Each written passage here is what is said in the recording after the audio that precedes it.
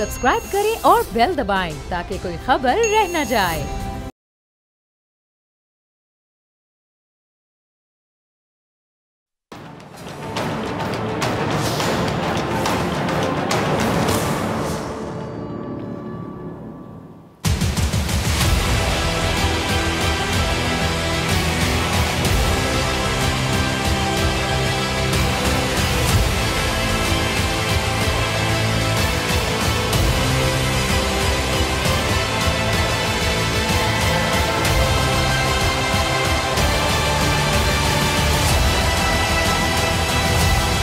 अस्सलामुअलैकुम, मैं हूं डॉक्टर फ़िज़ा खान और मैं हूं पाकिस्तान। नाज़िम, मियां नवाज शरीफ की वापसी के बाद मुल्की सियासत का जो दर्जा हरारत है वो बढ़ गया, लेकिन साथ साथ मुस्लिम लीग नून की जो तर्ज़ सियासत उसमें नुमायाँ तब्दीली नज़र आ रही है। मुस्लिम लीग नून जिस सियासी मूड में है वो मियां नवाज शरीफ साहब का तरीका नहीं है, क्योंकि मियां साहब तो जारहाना अंदाज़ रखते हैं, सबको पता है। मुफाहमत पर बहुत कम ही कायल होते नज़र आते हैं, ये भी सबको पता है। लेकिन अब जो हो रहा है, अब इसको वक्त की ज़रूरत समझ लें या मुस्लिम लीग नून की कह लें कि नई स्ट्रैटेजी या हिकमत अमली।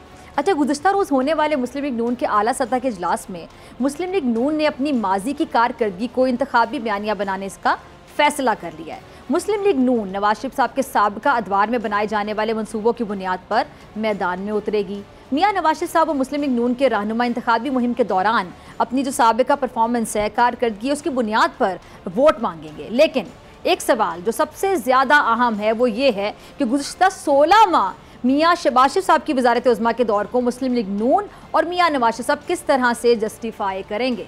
क्या गुज़िश्ता 16 महीने पर कोई बात नहीं की जाएगी? अगर अवाम ने सवाल किया तो उसका फिर जवाब क्या होगा, या जवाब होगा ही नहीं? ये नून लीग के लिए एक बहुत बड़ा चैलेंज होगा। अच्छा, दूसरी जानिब मुफाहमत के बादशाह आसिफ अली जरदारी साहब ने जारहाना अंदाज अपना लिया है और पीपल्स पार्टी ने मुस्लिम लीग नून के खिलाफ सियासी मोर्चा संभाल लिया है। जरदारी साहब फरमाते हैं कि मैंने PDM बनाकर शहबाज शरीफ को वज़ीर आज़म बनाया, लेकिन उन्होंने अवाम के लिए कोई काम नहीं किया। मज़ीद ये भी कहा कि अब नवाज शरीफ को वज़ीर आज़म नहीं बनने दूंगा। अच्छा, पीपल्स पार्टी मुसलसल आपको पता है कि लेवल प्लेइंग फील्ड का भी मुतालिबा कर रही है, शिकवा भी कर रही है, तहफ़्फ़ुज़ात का इज़हार है। और पीपल्स पार्टी के रहनुमा नदीम अफजल चंद ने अपने तहफ़्फ़ुज़ात का इज़हार करते हुए क्या कहा, ज़रा सुनिएगा। जी, तो मुस्लिम लीग नून पीपल्स पार्टी के लेवल प्लेइंग फील्ड के मुतालिबे को कुछ खास अहमियत नहीं दे रही, और मुस्लिम लीग नून का मौक़िफ़ ये है कि तमाम जमातों के लिए लेवल प्लेइंग फील्ड है। पीपल्स पार्टी को तो शुक्र अदा करना चाहिए। एहसन इकबाल साहब इस हवाले से क्या फरमा रहे हैं, ज़रा सुनिएगा। अच्छा, इलेक्शन कमीशन ऑफ पाकिस्तान ने आम इंतखाबात में तख़ीर से मुतालिक तमाम जो क़यास आई हैं उसको मुस्तरद करके वाज़े कर दिया कि इंतखाबात जनवरी के आखिरी हफ्ते में होंगे, जिसके बाद तमाम जो सियासी जमातें हैं उन्होंने इंतखाबात के लिए, इलेक्शन के लिए बयानी और इत्तेहादियों की तलाश भी शुरू कर दी है। अच्छा, वाडा साहब ने एक बड़ा दावा किया और आपको पता है उनके दावे हामिल होते हैं क्योंकि अक्सर उनके दावे सच भी साबित हो जाते हैं। उन्होंने कहा कि मुस्लिम लीग नून, इस्तेकाम पाकिस्तान पार्टी और PTI पार्लियामेंटेरियंस मिलकर हुकूमत बनाने जा रहे हैं, और पीपल्स पार्टी मौलाना फजलुर रहमान साहब और दीगर जमातों के साथ वो कह रहे हैं हाथ हो जाएगा। सुनिएगा ज़रा। जी, तो क्या होने जा रहा है आगे? मुफाहमत काम आएगी या फिर मुज़ाहमत, और कौन किसके साथ इत्तेहाद करेगा और किसके साथ वाकई हाथ हो जाएगा? बहुत से सवाल है जिनका जवाब तलाश करने के इस प्रोग्राम में कोशिश करेंगे। मेरे साथ मौजूद है इस्तेकाम पाकिस्तान पार्टी के सीनियर रहनुमा हाशिम डोगर साहब, बहुत शुक्रिया ज्वाइन करने के लिए डोगर साहब, और साबिक़ वज़ीर आला पंजाब और पीपल्स पार्टी के सीनियर रहनुमा दोस्त मोहम्मद खोसा साहब, आपका भी बहुत शुक्रिया वक्त देने के लिए। सीनियर तजियाकार सहाफ़ी मुज़म्मिल सोहरवर्दी साहब, आपका भी बहुत शुक्रिया ज्वाइन करने के लिए। आप सबकी इजाज़त से मैं खोसा साहब से शुरू करना चाहूँगी। खोसा साहब, जरदारी साहब के आज के बयान ने बड़ा क्लियर कर दिया, वाज़े कर दिया कि पीपल्स पार्टी इस बार काफ़ी जारहाना हिकमत अमली के तहत मैदान में उतरने वाली है। लेकिन जो जरदारी साहब भी फरमा रहे हैं कि शहबाज शरीफ ने कुछ नहीं किया अवाम के लिए, तो इस बात को कैसे माना जाएगा? क्योंकि 16 महीने की जो हुकूमत थी उसमें तो पीपल्स पार्टी भी साथ थी, फैसले मुशावरत से हो रहे थे, तो पीपल्स पार्टी भी यानी ये जिम्मेदारी कबूल करती है कि अगर गलतियाँ हुई तो पीपल्स पार्टी बराबर की शरीक है। जी, बिस्मिल्लाहिर्रहमानिर्रहीम। डॉक्टर साहब, आपके सवाल के दो पहलू हैं। एक पहलू है कि हुकूमत किसकी थी, और दूसरी बात यह है कि उस हुकूमत में शरीक कौन कौन था। पाकिस्तान की सियासत में हुकूमत में सिर्फ ड्राइविंग सीट को ही माना जाता है, उसके अलावा और कोई चीज़ नहीं होती। हाँ, शरीक हुकूमत पीपल्स पार्टी ज़रूर थी, और आपको याद है, बखूबी याद है कि पिछली रजीम यानी PDM से पहले की जो रजीम थी उसके हुकूमत में होने के दौरान जो है उस हुकूमत के जो हालात थे और जो अवाम के और जो मुल्क के हालात पैदा हो चुके थे, उसमें नागुज़ीर था कि उनको तब्दील किया जाता, और एक ऐसा सेटअप वजूद में आता जो कि अवाम के और मुल्क की बेहतरी के लिए काम करता। मुझे दुख के साथ ये कहना पड़ता है, वो मैं एक सियासी जमात से मुंसलिक हूँ, लेकिन मुझे दुख से कहना पड़ता है कि इस 1.5 साल के अंदर जो है वो अवाम की बेहतरी के लिए कुछ होते नजर नहीं आया। ऑप्टिक्स होंगे, वो हमेशा मियां शहबाज साहब की हुकूमत में कॉस्मेटिक्स जो हैं वो नजर आती हैं, लेकिन अमली तौर पे नीचे जो है वो कभी कुछ नहीं हुआ, और इस दफा भी वही सब कुछ हुआ। हमारा जुर्म, यूं समझे पीपल्स पार्टी का जुर्म ये था कि हमने जो सिफारती महाज था उसको संभाला हुआ था, और जहां पाकिस्तान बिल्कुल ही अनाहिलेट हो चुका था पूरी दुनिया से, हमारा एतमाद भी पाकिस्तान का खो चुका था, हम पे एतमाद भी कोई नहीं कर रहा था, हमारी कोई ऐसी पॉलिसी भी नहीं थी जिसको हम कह सकते हैं कि ये हमारी फ्यूचर पॉलिसी है या प्रेजेंट पॉलिसी है। हम तो डे टू डे बेसिस के ऊपर मुल्क साबका हालात में चला रहे थे, तो उसको संभाला। आप देख लें कि आज सफारती सतह के ऊपर उसको संभाला उस 1.5 साल के अंदर जरूर मिला, और पाकिस्तान ने फिर अपनी खोई हुई साख को किसी हद तक, मैं समझता हूँ 1.5 साल का, इतने बिगाड़ के बाद 1.5 साल के अंदर अगर आप तवक्को रखें कि हालात अक्सर बेहतर हो जाएंगे, तो वो नामुमकिन सी बात थी। लेकिन कुछ एतमाद जो है वो बहाल करने में वजीर खारजा जो है वो जरूर कामयाब हुए। जहां तक रही बात गवर्नेंस की, अच्छा, वजीर खारजा कामयाब हो गए लेकिन वजीर आजम नाकाम हो गए 19-16 महीनों में, ये भी जरा मंतक समझा दें। जी जाहिर बात है, क्योंकि डोमेन सेपरेट थी ना जी दोनों की। आपने देखा कि मुसलसल वजीर खारजा जो है वो इंटरनेशनल अपने, यानी आप कह रहे हैं कि बिलावल साहब ने अपनी वजारत जो बड़े अच्छे तरीके से संभाली, और जो वजीर आजम साहब थे उन्होंने वजारत उज़्मा को सही तरीके से नहीं संभाला। जी आप देख लेना, आपके सामने फर्क, आपके सामने। I don't want to sound biased कि जिस जमात से मेरा ताल्लुक है उसकी परफॉर्मेंस बहुत अच्छी रही, जिस जमात से मेरा ताल्लुक नहीं है उसकी परफॉर्मेंस जो है या उसके कायद की परफॉर्मेंस जो है। अच्छा, अगर वजीर खारजा अगर ये उलट होता, चले एक और चीज़ में आगे जाने से पहले, अगर खोसा साहब अगर ये उलट होता कि ड्राइविंग सीट पे आप लोग होते और वजारत खारजा मुस्लिम लीग नून के पास होती और वजीर आजम आपके होते, बिलावल साहब होते या कोई भी होता पीपल्स पार्टी में से, तो क्या सिचुएशन होती? मैं समझता हूँ सिचुएशन ऐसी ही होती। अगर मुझसे हकीकत पे ऐसी होती तब तक वजारत उज़्मा नंबर ले जाती है आपके मुताबिक, अगर पीपल्स पार्टी का वजीर आजम होता और उनके वजीर खारजा होता तो वजारत खारजा का नंबर में कम हो जाता। डॉक्टर साहबा, उसका जो दायरा इख्तियार था वो बिल्कुल मुख्तलिफ है। हुकूमत चलाना और हुकूमत के एक सेक्शन को परफॉर्म करने में बड़ा फर्क है। आप जब मजमूई तौर पे हुकूमत की बात करते हैं तो सकता है कि चैलेंजिंग मिनिस्ट्री जो है वो नहीं थी, वो ठीक है, मईशत सबसे ज्यादा चैलेंजिंग था मेरे ख्याल से। ठीक है, चलिए आपका पॉइंट आ गया सर। आपकी इजाज़त से मैं बाकी दोनों मेहमानों को भी ज़रा शामिल गुफ्तगू कर लूँ। डोगर साहब, जो आपकी जमात है, हम देख रहे हैं कि हर गुजरते दिन के साथ में नाम की तरह मुस्तहकम हो रही है, जो कि बड़ी अच्छी बात है। गुलाम सरवर साहब भी अब IPP में शामिल हो गए हैं, लेकिन ये बात तो डोगर साहब आपकी जमात भी अच्छी तरीके से समझ रही होगी कि जो मौजूदा सियासी माहौल है उसमें अभी जो सोलो फ्लाइट है ये मुश्किल लग रही है। तो क्या आप लोगों की कोई मुस्लिम लीग नून के साथ कोई बातचीत चल रही है? क्योंकि सुनने में यही आता है कि शायद आगे जाके मखलूत हुकूमत ही बनेगी, कोई 2/3 मेजोरिटी के साथ, सादा अक्सरियत के साथ नहीं आएगा। जी बिस्मिल्लाहिर्रहमानिर्रहीम। डॉक्टर साहबा, बिल्कुल कतई तौर पे हमारी मुस्लिम लीग नवाज के साथ किसी किस्म की कोई अंडरस्टैंडिंग या कोई उनके साथ बातचीत या सीट एडजस्टमेंट की बातचीत बिल्कुल it is not on the table. हम नहीं कर रहे, बल्कि हम किसी भी जमात के साथ फिलहाल नहीं कर रहे। वक्त आने पे जब कल को इलेक्शंस होंगे, उसके नतायज देखते हुए फिर जाहिर है फिर तो उसके बाद जो कुछ भी होता है, कैसे गवर्नमेंट्स फॉर्म करती हैं, ये तो दोस्त मोहम्मद खोसा साहब भी अच्छी तरह इस बात को समझते होंगे कि वो तो एक बात की बात है कि कल को क्या होना है। इस वक्त हम तो इंडिपेंडेंटली अपनी पार्टी को मूव कर रहे हैं आगे, आवाम के आगे अपना मंशूर लेके जा रहे हैं, कोशिश कर रहे हैं लोगों को मोटिवेट करने के लिए। तो इसलिए ये जो मुस्तकबिल की बात है उस पर फिलहाल पेशीन गोई मुश्किल है। अभी मैं उसके ऊपर कुछ नहीं कह सकता। अच्छा, माजी के हवाले से ज़रा आप भी कमेंट कर दीजिएगा कि ये भी जो अभी हम देख रहे हैं कि बाकायदा इधर से पत्थर उधर से तीर पकड़ा हुआ है और ईंट का जवाब पत्थर से दिया जा रहा है। नून लीग और पीपल्स पार्टी की लफ्जी गोलाबारी चल रही है, आप क्या समझते हैं? वाकई जिस जरदारी साहब ने कहा कि 16 महीने की जो परफॉर्मेंस थी, शहबाज साहब ने तनकीद की, और वो जैसे कि अभी दोस्त साहब कह रहे थे कि वजारत खारजा बड़ी अच्छी तरीके से संभाली हुई थी क्योंकि पीपल्स पार्टी ने संभाली हुई थी, तो आपकी भी राय मिलती जुलती है? मैं इस सिलसिले में ये समझता हूँ कि आई थिंक ये जो थे ना जरदारी साहब, इन्होंने बहुत बड़ा हाथ कर दिया नून लीग के साथ। वो अक्लमंद आदमी थे, उनको अच्छा। समझ भी आ रही थी कि ये जो 16-18 माह रह गए हैं इसके अंदर तो बर्बादी होनी है, अब बात जो है ना इसमें कोई बेहतरी तो आ नहीं सकती।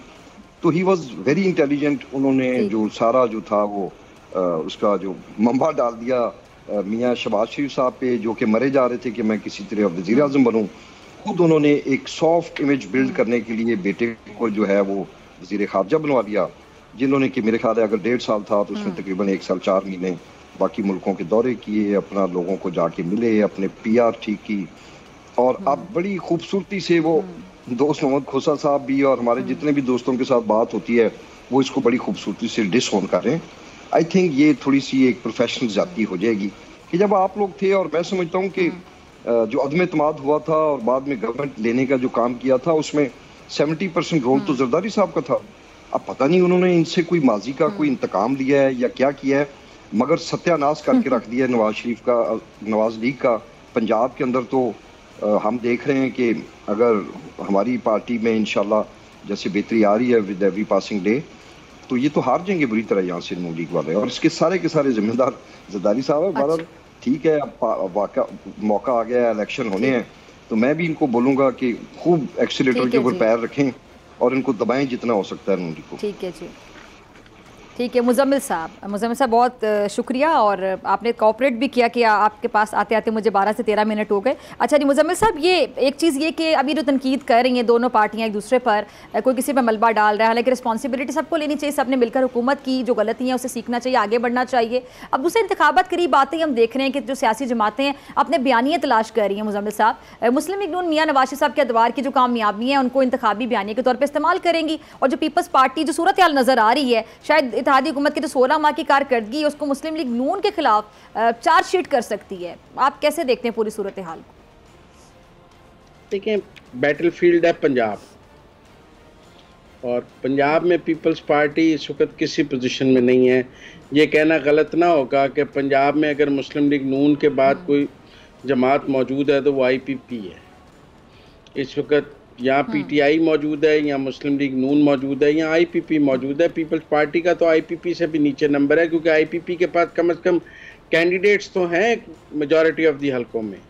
पीपल पार्टी के पास तो पंजाब में कैंडिडेट्स भी पूरे नहीं हैं। दोस्त मोहम्मद खोसा साहब बड़ी अच्छी तरह जानते होंगे, ये आ जाए सेंट्रल पंजाब में कैंडिडेट्स की लिस्ट लेकर, तो अगर ये 141 कैंडिडेट्स कौमी असम्बली के और 260 पंजाब असम्बली के पीपल्स पार्टी पूरी कर ले तो जुए शीर लाने के मुतरादिफ है। तो जिस जमात के पास पंजाब में पूरे कैंडिडेट नहीं हैं वो पंजाब की क्या सियासत करेगी, और अगर कोई पंजाब की सियासत नहीं कर रहा तो फिर वो मरकज में वजारत उज़्मा की गेम में क्या नजर आए। तो इसलिए अगर तो IPP ने फिर खानेवाल जलसा कर लिया है और मुस्लिम लीग नून ने मीनारे पाकिस्तान जलसा कर लिया है, पीपल्स पार्टी ने पंजाब में कोई मैदान मारना है तो मीनारे पाकिस्तान हाजिर है, आ जाए जलसा कर लें। फैसलाबाद का धोबी घाट हासिल है, पिंडी का लियाकत बाग हाजिर है, गुजरांवाला का स्टेडियम हासिल है, उनके पास GT रोड पूरा हाजिर है। बगैर GT रोड को माइनस करके तो पंजाब की सियासत नहीं हो सकती। डेरा गाजी खान से शुरू होकर तो राजनपुर तक तो पंजाब की सियासत नहीं है। पंजाब की सियासत तो का फैसला तो GT रोड पर होता है। और आपने तो मुजम्मिल साहब बड़ा चैलेंज कर दिया बैठे बैठे यहाँ पे दोस्त साहब को, पीपल्स पार्टी को।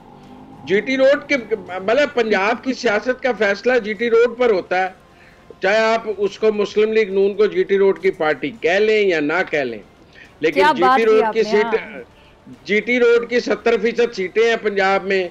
GT रोड का जो GT रोड जीतता है वो आगे हुकूमत बना लेता है। क्या बात है, पंजाब की सियासत का फैसला GT रोड पर होता है। जी दोस्त साहब क्या कहेंगे, आप क्या कहेंगे? फिर चैलेंज आप एक्सेप्ट कर रहे हैं? मुजम्मिल साहब ने कहा कि आए जरा करें जल्द से, आप हाजिर है। हमारे भाई हैं और मैं उनकी बड़ी कदर और इज्जत करता हूँ, डोगर साहब की भी बहुत कदर और इज्जत करता हूँ। उनका अपना अपना नुक्ता नजर, मैं उनके नुक्ता नजर से मुत्तफिक नहीं हूँ, लेकिन उनको हक है अपना अपना नुक्ता नजर रखने का। यानी आप कह रहे हैं हम जलसे नहीं करेंगे? जलसे आपने क्या कहा? नहीं, जलसे बिल्कुल होंगे, जैसे को कह रहे हैं कि आए यहाँ पे जलसे करें। जब वक्त आएगा, कब आएगा? इलेक्शन तो आए खड़े हुए हैं सर। जी जी बीबी, इलेक्शन तो जब होंगे तब की बात है ना। अभी तो आपने अपना सारा वो जो, जैसे पहले डोगर साहब ने भी कहा और मुजम्मिल साहब भी कह रहे थे कि अभी तो सारा ये प्रोसेस बिल्डअप होना है। अभी तो वो टेम्पो इस वक्त तो देख लेना, मैं हल्के की सियासत करने वाला हूँ, डोगर साहब हल्के की सियासत करने वाले हैं, मुजम्मिल साहब जो हैं वो पाकिस्तान के तमाम हालात पे बड़ी गहरी नजर रखते हैं, आप भी। इस वक्त तक तो एक जमहूर की सूरत हाल है ना जी, बिल्कुल एक स्टैग्नेंट और स्टिल है हर चीज, कोई समझ नहीं लग रही किसी को कि हालात किस तरफ जा रहे हैं।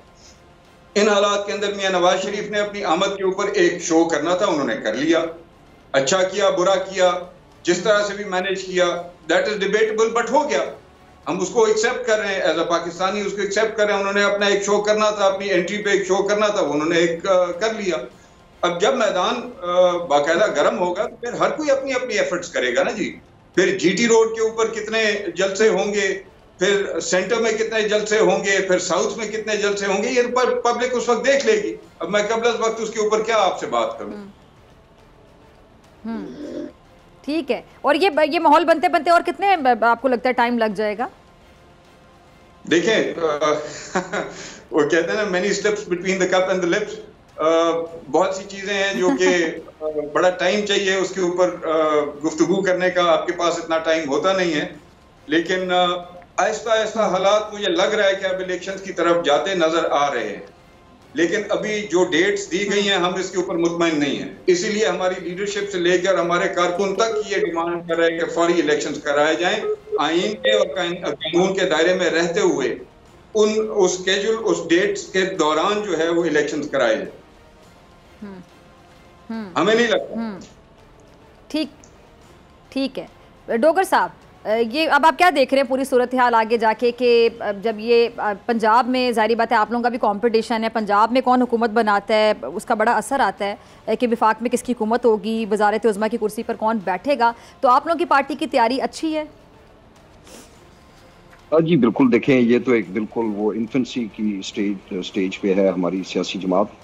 हमने तो पहले 9 मई से पहले कभी सोचा भी नहीं था कि हम अगला इलेक्शन किसी और जमात से लड़ेंगे। तो मजबूरन उन हालात के तहत जो कुछ भी हुआ, आप सबको पता है, हम जैसे बेशुमार जो शरीफ लोग थे, हमारे लिए बड़ा मुश्किल हो गया कि हम उस तरह की सियासत को जारी रखें। तो फिर उसके बाद हम तो अप्रिशिएट करते हैं तरीन साहब ने, अलीम खान साहब ने एक प्लेटफॉर्म मुहैया किया, क्योंकि हम बिल्कुल ये नहीं चाहते कि हम घरों में लेम डक की तरह बैठ जाएं और जो हमारे मुखालिफ हैं, खासतौर पर नून लीग वाले पंजाब में, वो आए और वो जो है ना वो वन वे करके ये ट्रैफिक को चलाएं। हम वन वे कतई तौर पे नहीं चलाने देंगे। इंशाअल्लाह ताला हम इनका भरपूर मुकाबला करेंगे। पंजाब में हमारे पास कैंडिडेट्स भी हैं और बिल्कुल मैं मुजम्मिल सोहरवर्दी साहब इंतहाई मेरे लिए काबिल इज़्ज़त शख्सियत हैं। उन्होंने सही कहा कि पंजाब में तो फुटप्रिंट बिल्कुल भी नहीं है बदकिस्मती से पाकिस्तान पीपल्स पार्टी का। और एक और जो बड़ी है इसमें बात कि जब ये ब्रेकअप हो रहा था ये सारा पीटीआई का, तो अच्छा आपने ब्रेक का बोला, ब्रेक का कहा, चलिए यहीं से बात कंटिन्यू करते हैं सर, माजर के साथ ब्रेक के बाद मिलते हैं। ब्रेक।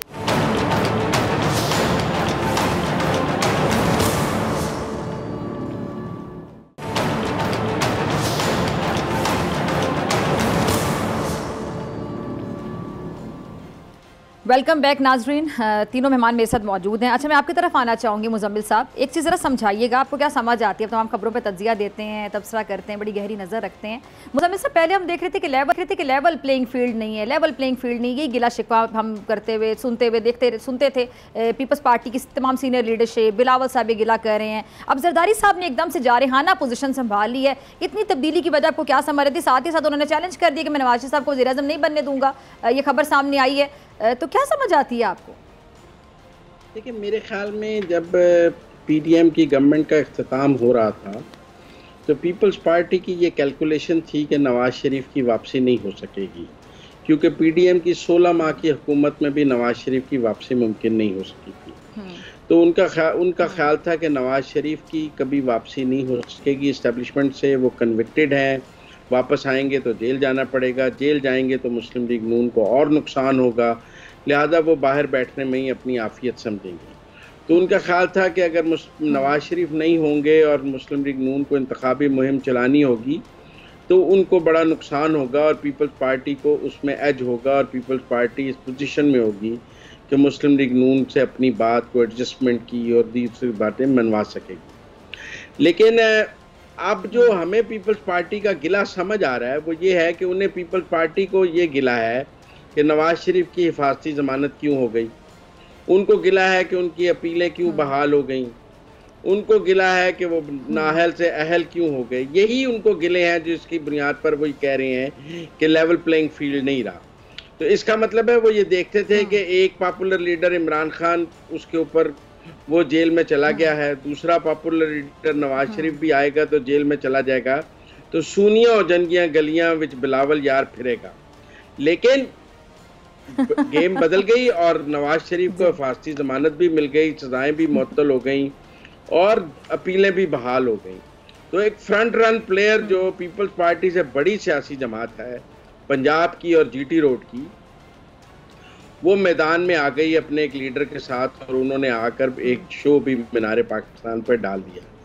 अब यकीनन पंजाब की पॉलिटिक्स में पीपल्स पार्टी बहुत वीक है और यही लेवल प्लेइंग फील्ड की सबसे बड़ा गिला है।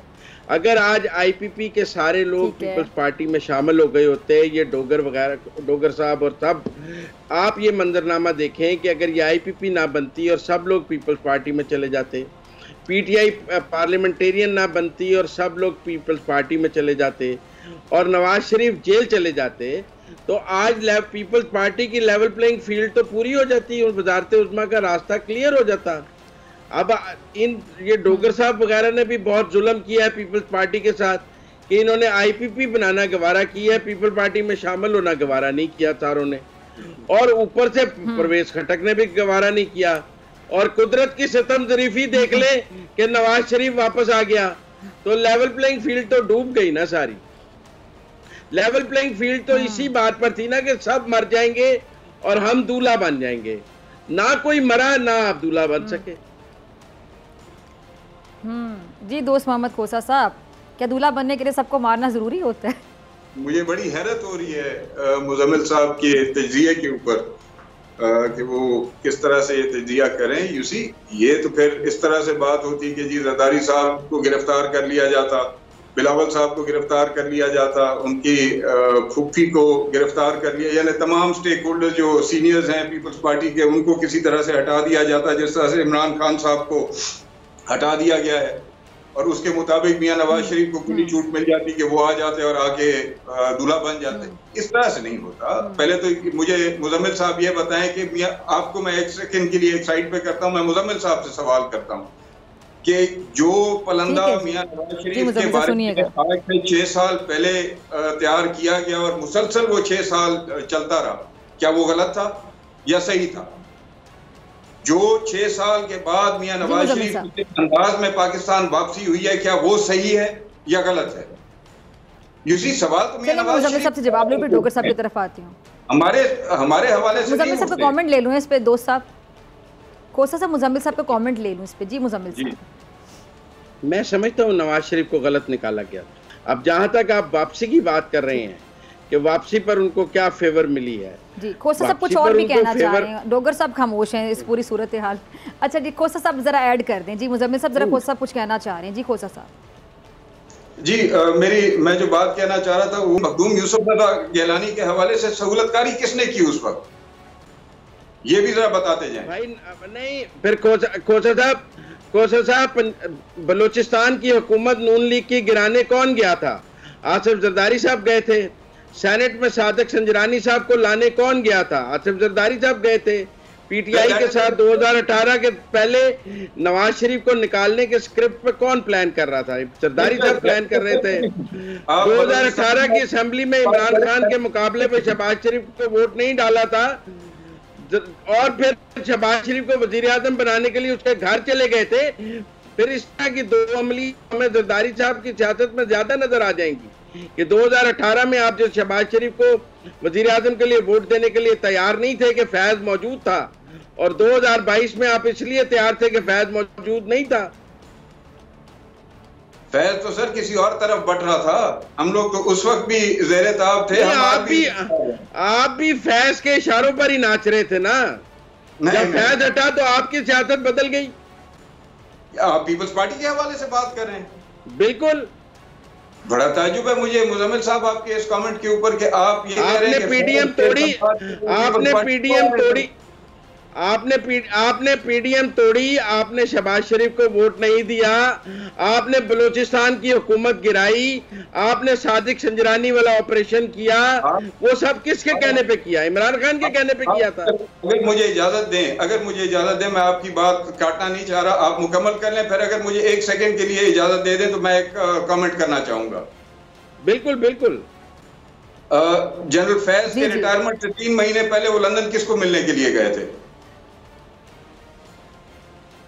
वो तो नवाज शरीफ को मिलने गए थे अपनी, कि मुझे आर्मी चीफ बना दें, या नून की तरफ जा रहा था? बनाने का इख्तियार नून के पास था, जरदारी के पास, आपके पास तो नहीं था। मैं ये तो इटली तक नवाज शरीफ का पीछा कर रहे थे कि मुझे बना दें। नून को बच रहा था। चलें आगे चलते हैं। डोगर साहब, इस पूरी सूरत हाल पे आप क्या कहते हैं? डोगर साहब, नून को बच रहा था। एक्चुअली मैं ज्यादा इसलिए बीच में डोगर नहीं बोल रहा। डोगर साहब, मेरे ज़हन में एक सवाल आया, ये नून लीग और पीपल्स पार्टी जो है, अभी हम देख रहे हैं कि जिस तरह तनकीद हो रही है, सारा मलबा जरदारी साहब ने भी स्मार्टली नून लीग पे डाल दिया कि जी नून लीग की परफॉर्मेंस अच्छी नहीं थी। हमारे जो वज़ीर ख़ारजा जो वज़ारत हमारे पास थी बड़ी वाली, हमने बड़ा अच्छा परफॉर्म किया, ठीक है, अच्छा परफॉर्म किया, मेरिट पर बिलावल साहब की तारीफ बनती है, लेकिन चैलेंजिंग मिनिस्ट्रीज़ जो थी वो नहीं थी ना पीपल्स पार्टी के पास, तो फिर मेरिट पे बात करनी चाहिए। चैलेंजिंग मिनिस्ट्रीज़ फिर लेते पीपल्स पार्टी वाले, नून लीग को आगे लगाया, जो भी हुकूमत उन्होंने बनाई, तो तनकीद फ़ौरन फिर आपने मिलकर हुकूमत कर ली, वो वाडा साहब वाली बात मज़े सब ने ले ली और बाद में फिर तनकीद शुरू हो गई। अब आगे जाके अगर मखलूत हुकूमत बनती, मेरा सवाल ये है डोगर साहब, और यही पार्टियां एक पेज पर आ जाती हैं, अवाम भूल जाएगी अब ये जो कुछ आजकल हो रहा है, तनकीद हो रही है? नहीं, अवाम तो कतई तौर पे नहीं भूलेगी, और ख़ास तौर पे ये जो हमारी यूथ है वो तो बिल्कुल एक और डायरेक्शन में सोच रहे हैं। तो वो जो भी सोच रहे हैं, मगर आप यकीन कीजिए कि एज ए पॉलिटिशियन को हमारा भी कॉन्टेक्ट इतना अच्छा नहीं रहा। जितनी भी बातें मुजम्मल सोहरावर्दी साहब ने की, यकीन करें वो सारी बिल्कुल मैं तो उनसे इत्तफाक करूँगा कि हम जब अपना मकसद होता है तो हम मीठा मीठा हप हप वाली कैफियत में आ जाते हैं। अब देखिए ना, वाकई कॉन्डक्ट जरदारी साहब का मैं बिल्कुल कतई तौर पे ना मैं मियां नवाज शरीफ ना मैं उनको एंडोर्स नहीं करता। मैं समझता हूँ कि इस मुल्क का खाना खराब करने में उनका नंबर 1 है, उसके बाद किसी जमात का आता है। मगर जरदारी साहब भी देखिए ना, पॉलिटिक्स के लिए मतलब किसी भी एक्सटेंट पे चले जाना दैट इज अनफेयर। आपने who put them under the bus, इनको नून लीग को जरदारी साहब ने। अदम एतमाद में जो 20 MNA बैठे हुए थे सिंध हाउस में, जिनकी वजह से ये इमरान खान के खिलाफ अदम एतमाद वाली सारी स्टोरी शुरू हुई थी, who was responsible for that? तो अब सारा कुछ करके तो फिर आप देखें, अगर आप ये समझते हैं कि उनकी कारकर्दगी अच्छी नहीं थी तो आपको नजर नहीं आ रहा था? मैं ये मेरा एक बड़ा पोलाइट सा सवाल है, आगे चलें, सीखें उससे, एक दूसरे पे उनको रिस्पॉन्सिबिलिटी लेनी चाहिए। और इससे ये अवाम को सब पता है कि आपको अगर नहीं पसंद थी तो आप 3 महीने में छोड़ देते। आप कहते जी नहीं अवाम पिस रही है, सॉरी हम इस मकसद के लिए नहीं आए थे, आए लेट्स गो फॉर दी 16 महीने आप रहे भी, आप 16 महीने रहे, आखिरी दिन तक, आखिरी मीटिंग जो काउंसिल ऑफ कॉमन इंटरेस्ट की हुई जिसमें इलेक्शंस को डिले करने की बात हुई, तो क्या उसमें सिंध के चीफ मिनिस्टर मौजूद नहीं थे? जी आप देख रहे हैं, मेरा प्लीज मैं दोस्त मोहम्मद कौसर साहब से रिक्वेस्ट है, मैं तो तब से बिल्कुल सही पॉइंट जी, मेरा ये गुजारिश है कि क्या काउंसिल ऑफ कॉमन इंटरेस्ट में जिसका इजलास हुआ और इलेक्शंस को डिले करने की बात हुई कि जी आप 3-4 महीने ना कराएं, ये जो मर्दमशुमारी वाला मामला है इसको निपटा दें, क्या उसमें पीपल्स पार्टी ने एंडोर्स नहीं किया? किस मुंह के साथ आके तो अगले दिन ही आपने कहना शुरू कर दिया नहीं जी 90 दिन में करवाएं। एक तरफ आप एक पोजीशन लेके आप एक सिचुएशन के अंदर मौका दे रहे हैं, दूसरी तरफ साथ ही जब आपने देखा कि शायद जिस लेवल की थापड़ी आप एक्सेप्ट कर रहे थे वो नहीं मिली तो अब आप दूसरी तरफ चल पड़े। बहरहाल ये सारी एक अजीब सा ही इशू है, और अब तो मुझे अगले इलेक्शन के बाद मजीद कन्फ्यूजन होती नजर आ रही है कि क्या होगा, कौन ड्राइविंग सीट पे होगा। अल्लाह ताला मुल्क के हालात बेहतर करे। अच्छा, मुजम्मिल साहब कुछ कहना चाह रहे थे, उसके बाद दोस्त साहब मैं आपका कमेंट लेती हूँ इसी बात पे। जी जी डॉक्टर फिदा, असल सवाल ये है कि बिलावल भुट्टो से कहाँ ये और आसिफ जरदारी से गलती हुई है कि उनको वो आशीर्वाद नहीं मिल सका एस्टेब्लिशमेंट से जिसकी वो तवक्को कर रहे। और मैं समझता हूँ कि वो गलती थी जब IMF से डील स्ट्राइक करनी थी पेरिस में, और बिलावल भुट्टो उस वक़्त पेरिस नहीं थे, और IMF के हेड से शहबाज शरीफ दिन में 3 दफ़ा मिलके पाकिस्तान के लिए मिन्नतें कर रहे थे और डील स्ट्राइक कर रहे थे और फॉरेन मिनिस्टर स्विट्ज़रलैंड में सैर कर रहे थे। उनको पेरिस में मौजूद होना चाहिए था, फॉरेन मिनिस्टर को उस डील को स्ट्राइक करने में अपना रोल अदा करना चाहिए था, पेरिस में साथ होना चाहिए था। वो नहीं थे और उस बात को एस्टेब्लिशमेंट ने बहुत फील किया कि वो उस वक्त पाकिस्तान की ज़रूरत थी, शहबाज शरीफ की तो ज़रूरत नहीं थी। वो तो आज जो पाकिस्तान जिस मुआहदे में पाकिस्तान मौजूद है IMF के, उसमें PDM की गवर्नमेंट तो नहीं की, हुकूमत तो नहीं है, वो तो निगरान गवर्नमेंट के लिए किया गया था कि आगे पाकिस्तान ने जब तक नई गवर्नमेंट नहीं आनी तो सरवाइव तो करना है। ठीक, उस सरवाइव के लिए किया गया था। ठीक है। और बिलावल साहब को आप सब जो बड़ा प्रेज करते हैं कि जी फॉरेन मिनिस्टर के तौर पे, आप एस्टेब्लिशमेंट के सर्कल से पूछें, वो कहते हैं जहां पाकिस्तान को जरूरत थी वहां वो मौजूद नहीं था। नहीं, ठीक है। कोसा साहब, आपका लास्ट कमेंट, आप कुछ कहना चाहते हो? लास्ट कमेंट भी जी। क्या वो प्राइम मिनिस्टर की जिम्मेदारी बनती थी या फॉरेन मिनिस्टर की जिम्मेदारी बनती थी? पहली चीज। दूसरी बात, डोगर साहब फरमा रहे थे एक हवाले से, मैं उनसे ये सवाल करता हूँ, जो चंद वज़रा पंजाब की हुकूमत में, साबका PTI की गवर्नमेंट के दौरान जो चंद वज़रा पंजाब की हुकूमत में जिनको मैं कदर की निगाह से देखता था, उसमें से एक डोगर साहब थे। क्या ये मुतमईन थे अपने उस वक्त के चीफ मिनिस्टर की परफॉर्मेंस से? और क्या इनकी परफॉर्मेंस जो है वो उनकी वजह से मुतासिर हो रही थी? ये भी परफॉर्म कर रहे थे ना as a minister. He was trying to do his best. इनके जिम्मे जो काम था उसके अंदर वो अपनी कोशिश पूरी करने की कोशिश कर रहे थे, अपनी पूरी ध्यानदारी से कोशिश कर रहे थे। लेकिन क्या आप इनकी अगर कोई कमी बेशी रही तो उसको आप जज करेंगे उस्मान बुज़दार साहब की गवर्नेंस से? वो इनकी होगी। लेकिन उस्मान बुज़दार साहब की जो गवर्नेंस का तर्ज अमल था, उसने जरूर इनकी परफॉर्मेंस को जो है वो मांद करने की कोशिश की है। आप दोनों को इकट्ठे नहीं कर सकते। आप प्लीज इस चीज को जहन में रखें। आप प्लीज इसको जहन में रखें। शहबाज शरीफ साहब का क्योंकि ड्राइविंग सीट पे बैठे हुए थे, he was the prime minister, he was in charge of the government, तो ज्यादा ओनस जो है वो उनके ऊपर आता है। ड्राइविंग सीट वाले रिस्पॉन्सिबल है, आपका ये कहना है कि वैसे गाड़ी में बैठ के कोई भी झूले लेता रहे, सैर करता रहे, वो रिस्पॉन्सिबल नहीं है, वो मुफ्त के मजे लेता रहे? नहीं, ऐसी बात नहीं है, ऐसी बात नहीं है। मैंने पहले आपके प्रोग्राम में भी पहले जो ड्राइविंग कर रहे बस उससे पूछें। मैं तो आपके प्रोग्राम में मैंने पहले भी बात की है कि गवर्नमेंट की परफॉर्मेंस खराब रही है, गैर तसल्ली। चलिए, बड़ी अच्छी डिस्कशन रही। आप तीनों को दोबारा दावत देते हैं, इसी पैनल के साथ हम एक और प्रोग्राम भी करते हैं। ठीक है जी, ठीक है। वक्त की कमी है सर। खोसा साहब, डोगर साहब और मुजम्मिल सोहरवर्दी साहब, आप तीनों के वक्त का बहुत शुक्रिया। ब्रेक के बाद मेरे साथ मौजूद होंगे राना सनाउल्लाह साहब।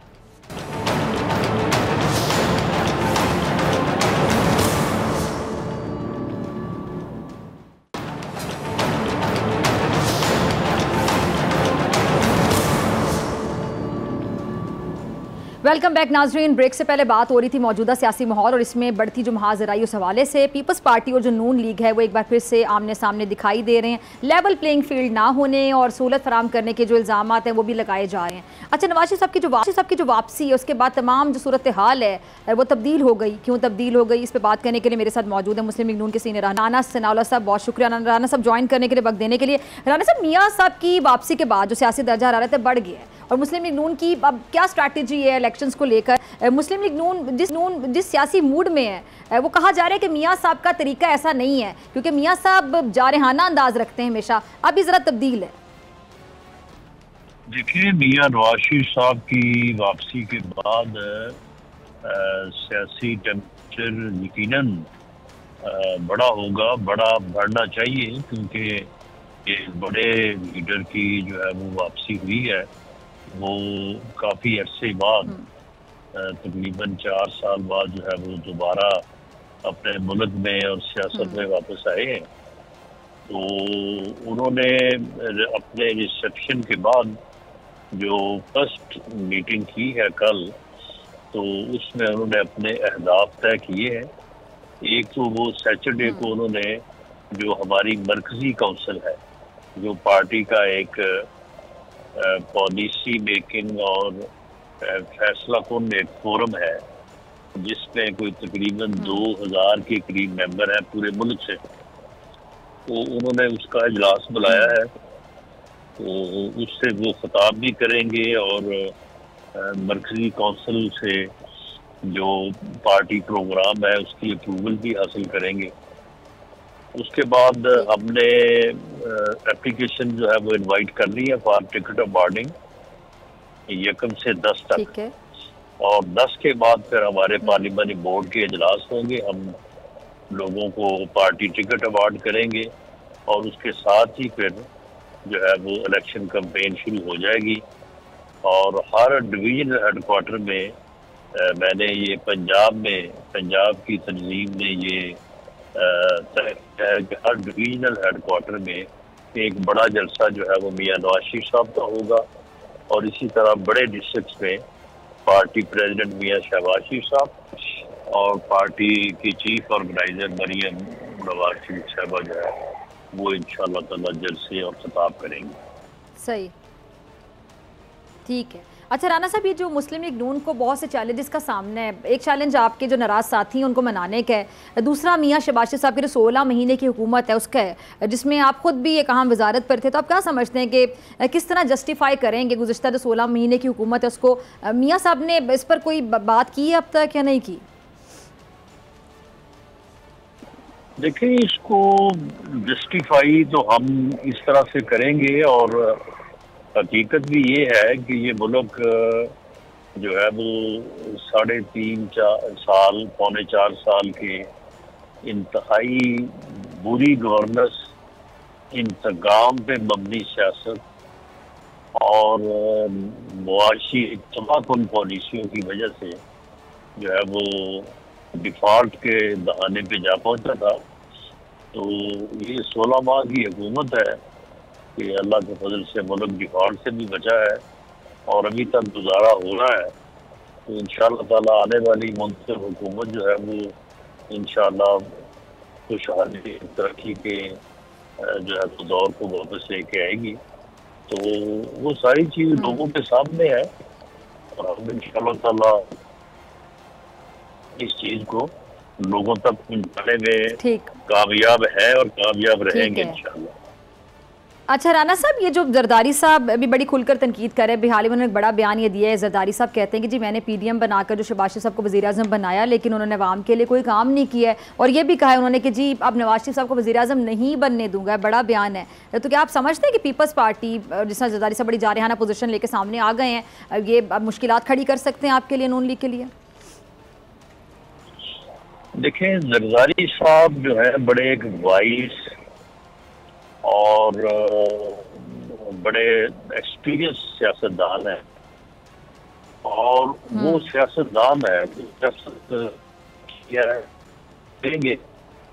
तो इसमें कोई शक नहीं कि पीडीएम को बनाने में उनका एक कलीदी रोल था और अब आइंदा उनका जो भी सियासी एजेंडा या सियासी मफाद होगा तो उसके मुताबिक वो एक्ट करेंगे।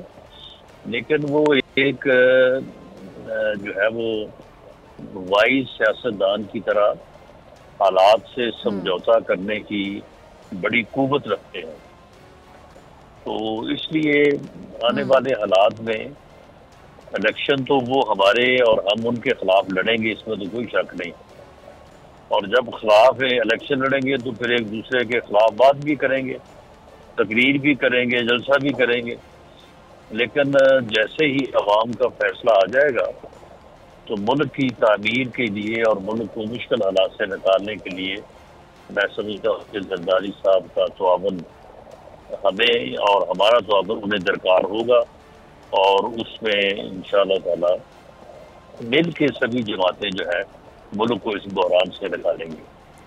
अच्छा, ये फैसल वाडा साहब ने राना साहब दावा ये किया है कि मुस्लिम लीग इस्तेकाम पाकिस्तान पार्टी और पीटीआई पार्लियामेंटेरियंस यानी मुस्लिम लीग नून और ये दो जो पार्टीज़ हैं नई जो बनी हैं ये मिलकर हुकूमत बनाएंगी और पीपीपी मौलाना फजलुर रहमान साहब और दीगर जो जमातें हैं उनके साथ हाथ हो जाएगा। क्या वाकई ऐसा होगा? कोई फार्मूला तय पा गया है?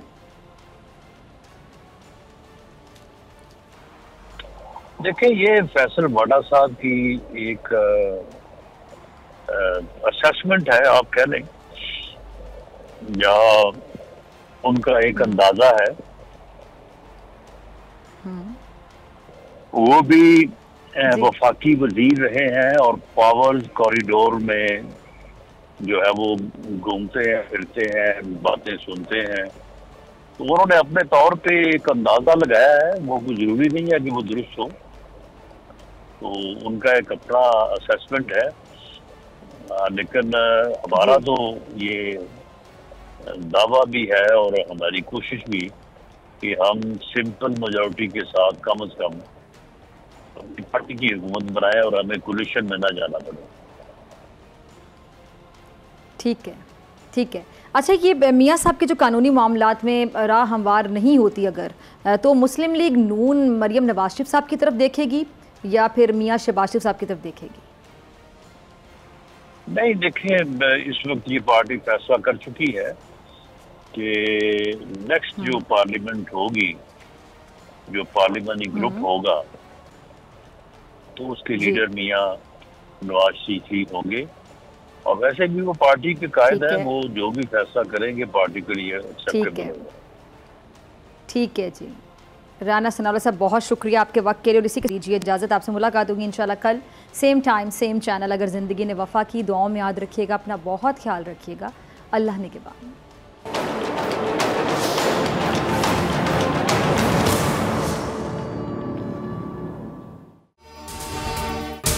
अगर आपको ये वीडियो पसंद आई तो सब्सक्राइब करें और बेल आइकन पर क्लिक करें। सब्सक्राइब करें और बेल दबाएं ताकि कोई खबर रह न जाए।